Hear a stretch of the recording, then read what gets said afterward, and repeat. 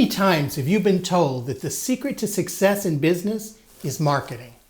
If you're like me, I was sold on the need for marketing early in my business career, and I've made it core to the growth of my art business.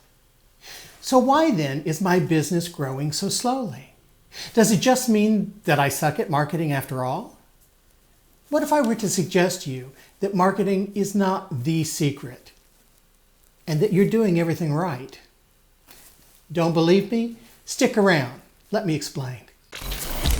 Hi, I'm John, and this is Bogdan. Join us on our journey as we figure out how to earn a living as artists, introduce you to those we meet, and share what we learn along the way. Every business guru seems to support the notion that marketing is the key to unlocking business success. But scratch the surface and you'll find that most of the articles and videos out there seem to conflate several concepts under the title of marketing. It's hard then for me to distinguish between sales, advertising, publicity, and marketing.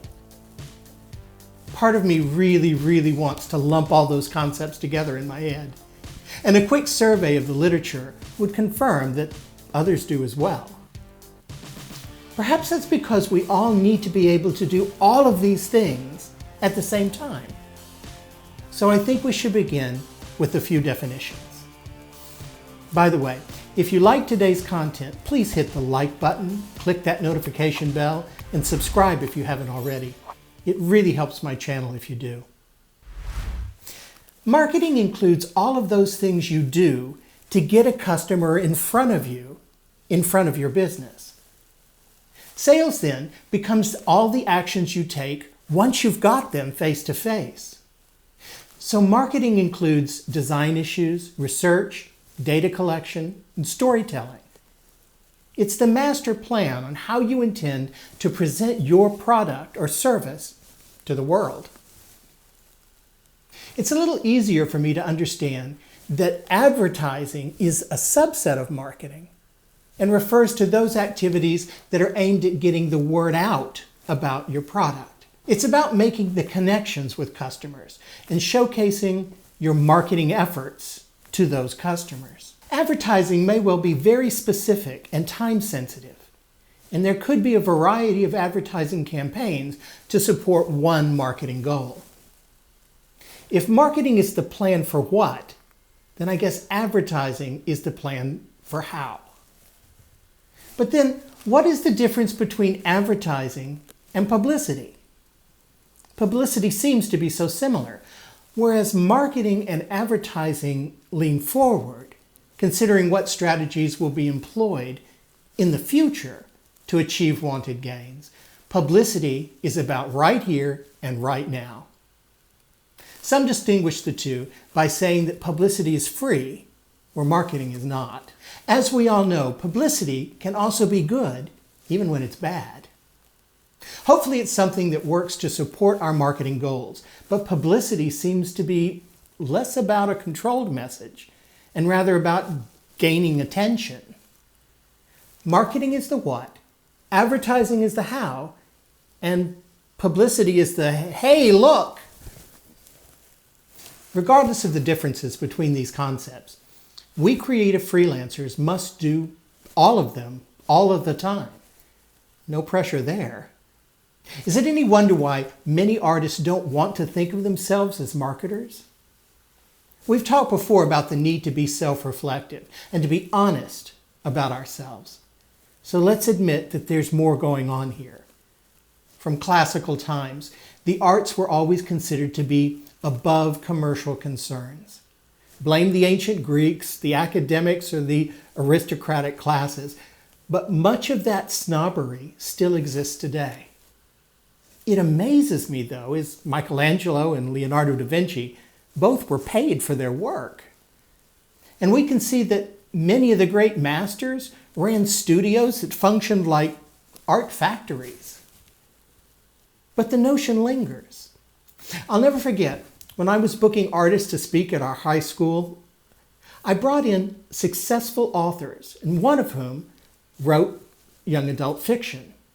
She presented to the kids, and they seemed really interested in her career as a writer. At some point, she mentioned that she had been approached for a possible movie deal and that there was some interest in developing her fantastical characters into action figures. The students were visibly appalled. They couldn't believe that she would consider anything more in her writing than theme, plot, and language. She had sold out. They had been taught by the educational system to believe that writing is a noble pursuit and precluded the notion that there was a commercial component to the career of an artist.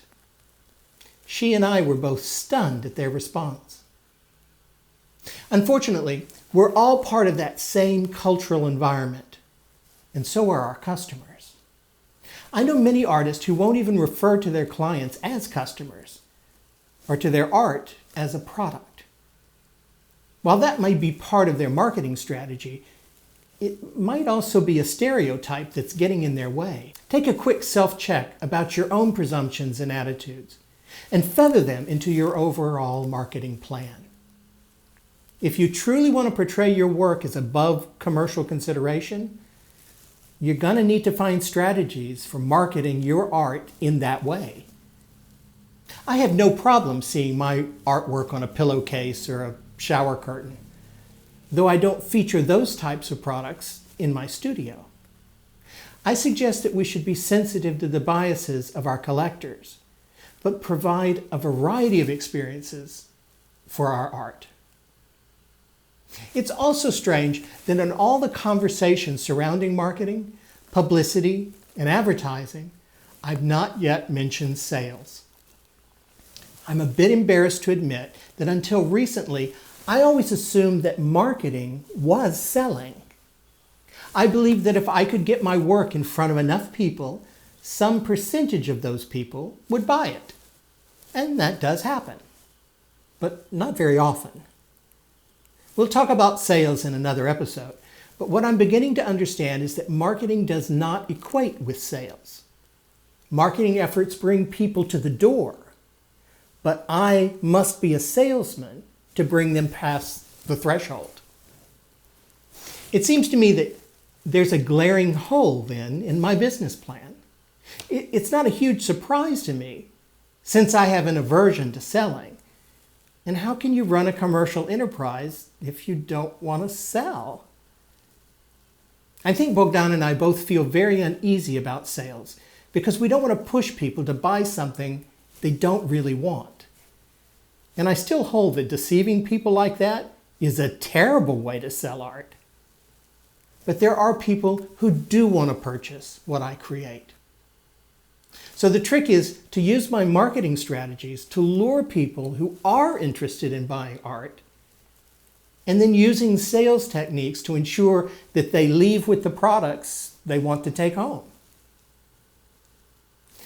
The only other thing I wanted to mention about marketing is to reiterate that social media, online platforms, and video streaming are not going to go away when the dust settles from COVID. The pandemic really pushed many of us along the pathway that we should have started down before the virus even hit.